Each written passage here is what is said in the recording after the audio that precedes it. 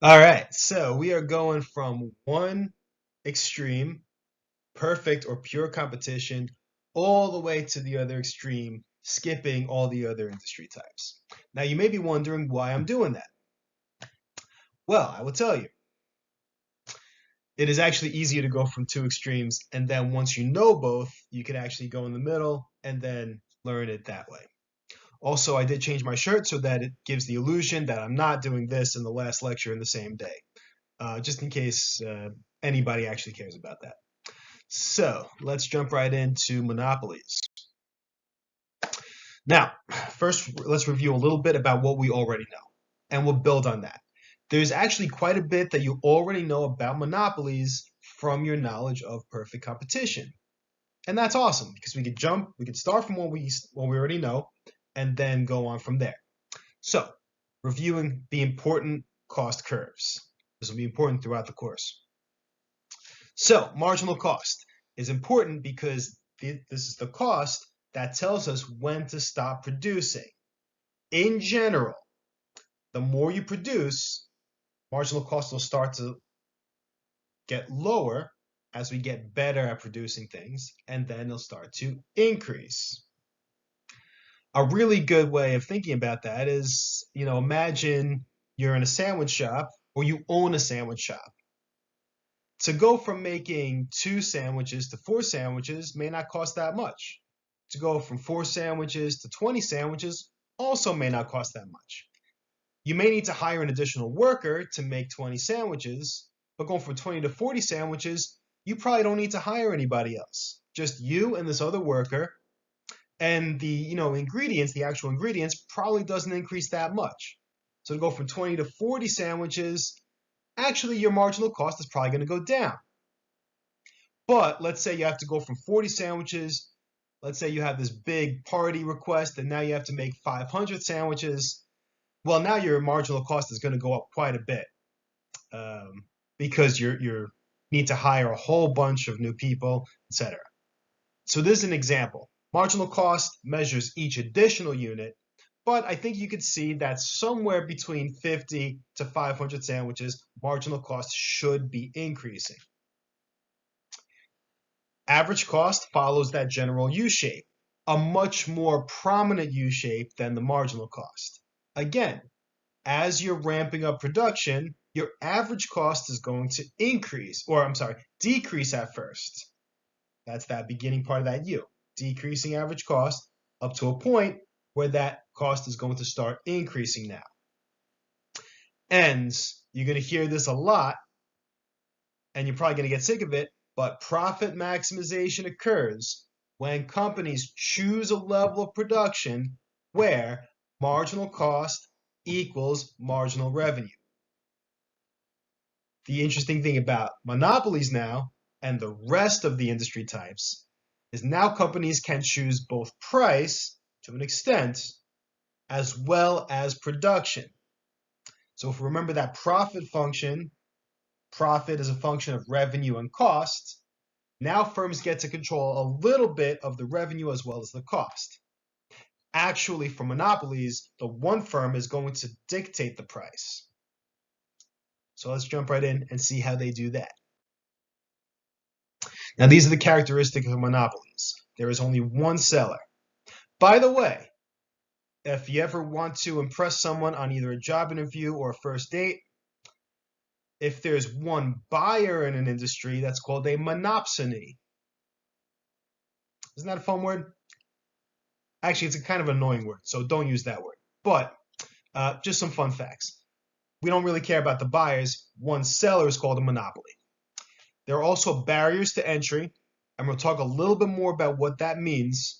And the monopoly, unlike the perfectly competitive firm, is now a price maker, not a price taker. So that'll be really important as well. Now, there are many different types of barriers to entry. With monopolies and with oligopolies, often, but not always, there's some kind of political influence. I don't have a lot of friends of mine that are economists. I try to keep the economist friends pretty low, but I do have a buddy of mine that is an economist who made this claim that monopolies are not necessarily bad.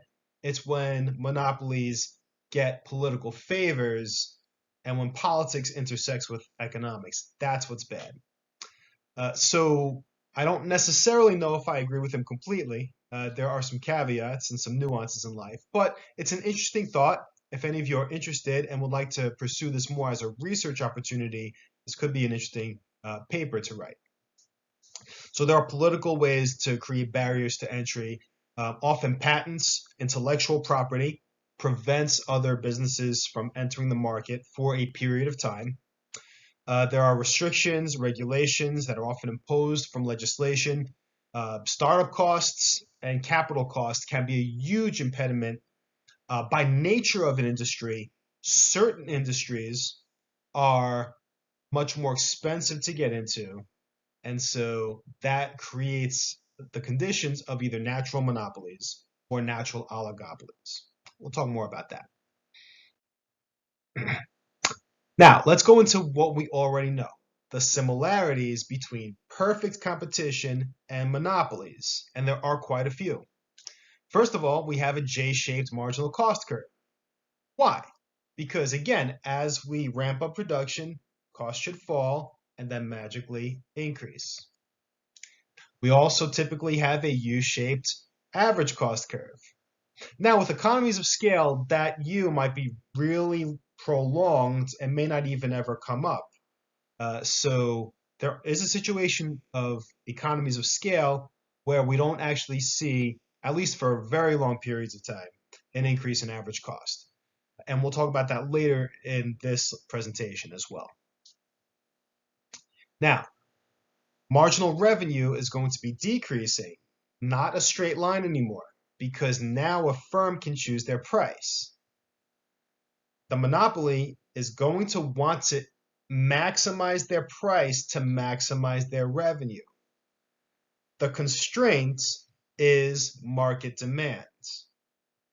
So a monopoly cannot just jack up the price to like $1 billion per whatever, because then nobody could afford it. So there is a constraint on the monopoly, but the monopoly will get away with setting prices significantly higher than the perfectly competitive firm. And that brings us to differences, and there are quite a few. Instead of a fixed price, the monopoly chooses price. Because of that, and there's also an inverse relationship between price and marginal revenue. The cheaper the good, the more the monopoly can sell. So the marginal revenue curve is no longer a straight line, it is now a downward sloping line that resembles very closely to the market demands curve. Also, unlike the perfectly competitive firm that faces a demands curve that is a fraction of the industry, which is why that price equals marginal revenue is a horizontal line for the perfectly competitive firm. For the monopolist, that marginal revenue curve is going to be slanted. And I can't go back, but the last point is that prices typically are highest with a monopoly. The fewer the firms, in general, the higher the price. The more firms, typically, the lower the price. Now, how is price determined? Price is determined based on two factors: market demand and marginal revenue. And the monopolist wants to set the price as high as they can, subject to this market demand. Okay, so the profit maximizing firm, like I said, is going to want to maximize their price, but the problem is that the higher the price, the lower the revenue. Well, not the lower the revenue, but there comes a point where we're not meeting that market demand. So that's that constraint that I've been talking about. Let's put this all together in a numeric example. Actually, what we're going to see is that, well, I'll show you in the next slide. So Notice what's happening here. As quantity is increasing, or as I should say, price is decreasing, quantity is increasing. Why? Because as we decrease the price, we're able to sell more product to meet this market demands. Total revenue is going to increase because we're selling more product. But if you notice, marginal revenue is actually decreasing. We need to lower the price for each new unit. What does that sound like? That sounds like a decreasing marginal revenue. As we need to increase, or as we want to get that last customer, we need to start decreasing the price more and more to get that last customer. That makes sense? Hopefully, this is very related to the law of demand. Now, let's put this together. We have the rule, which we already know, that we're going to choose quantity output where marginal revenue equals marginal cost. Actually, in this particular example, and this will be true no matter what, we're choosing simultaneously P and Q, price and quantity. We're the monopoly, so we get to choose both. So how do we do that? We look at all this data, and this data is going to be the same way, more or less, because of the shape of the curves and how they intersect, because of the nature of production and demands. Production costs shrink and then increase. Demand tends to increase with lower prices and decrease with higher prices. There will be a situation where, as we look at price decreasing and quantity increasing, there will be one point where marginal revenue equals marginal cost. It must be. And by the way, for those of you that are curious mathematically why this is true, it has to do with calculus. If you take the first order derivatives of functions, you could see the maximum and minimum of functions. In this case, the firm is going to maximize revenue and minimize cost simultaneously. There's one point where these derivatives will maximize both functions, and it will always be where marginal revenue equals marginal cost. You do not need to know that for any exam. However, for the few of you that are curious, that's kind of the mathematical reasoning. It's actually based on calculus about why this marginal revenue equals marginal cost is always true. It needs to be, as long as these functions follow these basic rules, these basic assumptions, which most of the time it does. So if we notice, the point where marginal revenue equals marginal cost is at Q equals 3, marginal revenue is 5, marginal cost is 5. Now, it's not the only point where profit is maximized, and that's okay. There can be others. If you notice that at Q is 2, 3, and 4, profit is maximized in those three quantity levels. But as long as we know marginal revenue equals marginal cost, we know that we are picking one of the profit maximizing price and quantity levels. Okay, cool. Now, a special note on marginal revenue. Marginal revenue looks a lot like market demand. However, it is actually going to be sloped a little bit more steep than market demand. This will be very important for graphing the monopoly's price and quantity decisions.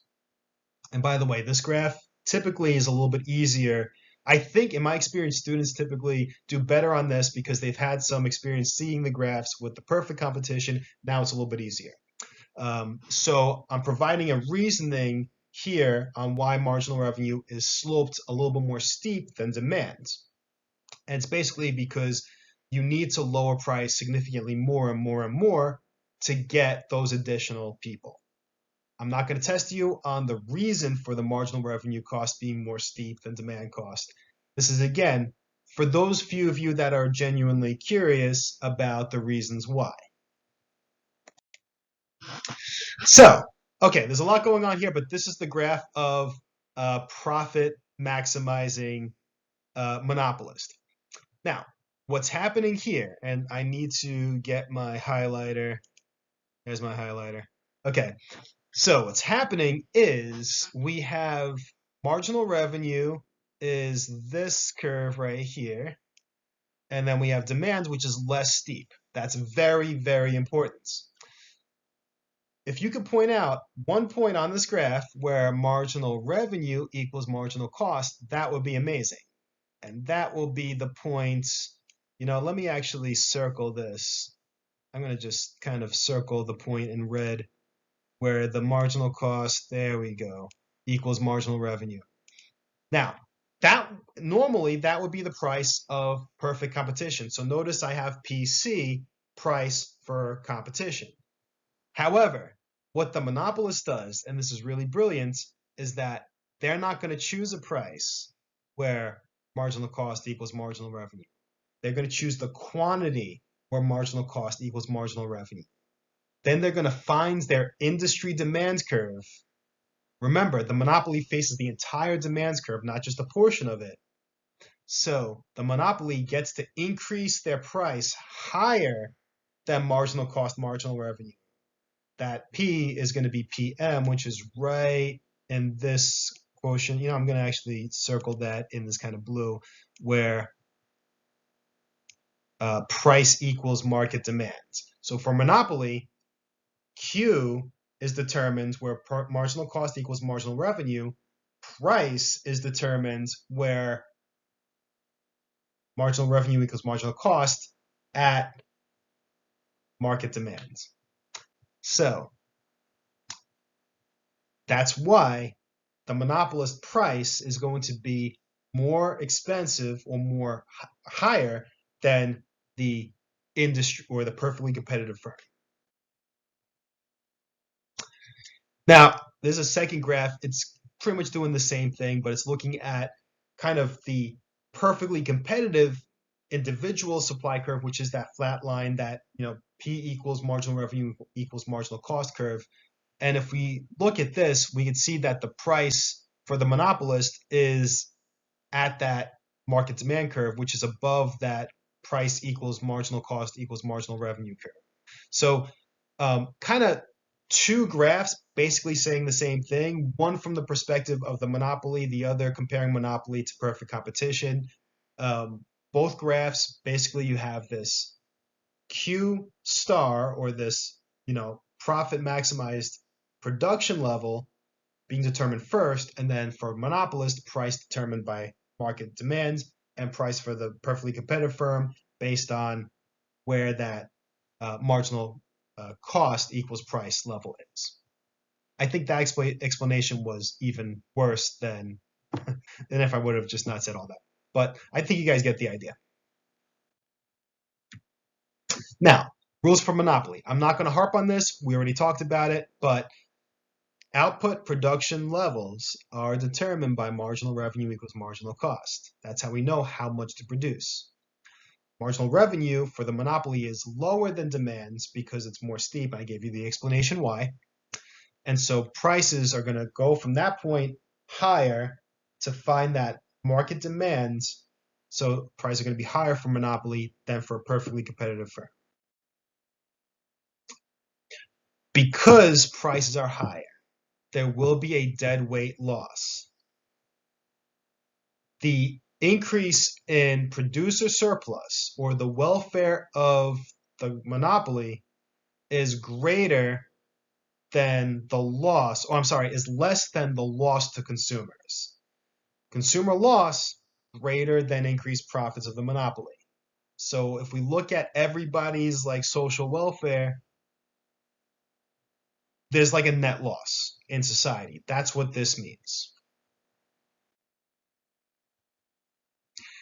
Often with the conversation of monopolies, you do hear price discrimination. All that means is this. It's very simple. You have a monopoly that faces different demand curves in different industries or different countries, different regions. Because of that, remember, the price that a monopoly chooses is based on this demand. So if there's greater demand, the monopoly can choose a higher price in this one market over another. This could make a little bit more sense with another example. So this is the example. Imagine a town that is like up in the mountains, snow-capped mountains, versus a town like in the middle of the desert. If there's a monopoly that, produces all of the skis, where is the monopolist going to charge higher price for skis? Probably the snowy mountainous region, where demand is higher. You may have experienced this in your own life. Try buying a bathing suit at the beach. It might be significantly more expensive than elsewhere. Or, well, if you're old enough to drink, buying a beer at a sports stadium is significantly more expensive, although there are other factors for that. But it could be considered a type of price discrimination as well. So keep that in mind as well. Lastly, there are situations where there are natural monopolies. Usually this happens when the cost curves are such that even at very high levels of production, cost tends to get lower. So for this type of industry, it actually makes sense to have one monopoly to produce things more cost efficiently than many small firms, which may have such higher cost that actually the price may be lower for the monopoly. Natural monopolies are the exception, not the rule. There are certain situations, and an example that actually I learned when I first learned about economics, like a million years ago, was, kind of public utilities. It probably wouldn't make sense to have like 15 different lines of pipe plumbing going into your house, where you have 15 different companies providing you water. Maybe it makes sense for like the government or municipality to provide water. One organization, one company providing water. That in my mind is the best example of a natural monopoly. Some industries are natural monopolies, others artificial monopolies, and probably should be broken up into smaller components. Remember, the more industries that there exists, the lower the price. In conclusion, we've learned now from one extreme to the other, from perfect or pure competition to monopolies. Now that you know both, these last two industry types, monopolistic competition and oligopolies, should be a breeze. Also, monopolistic competition is distinct from pure competition and from monopolies. Don't be confused. Monopolistic competition is actually one of my favorites. It's also one of the most prevalent in the world today. We'll talk about that next time.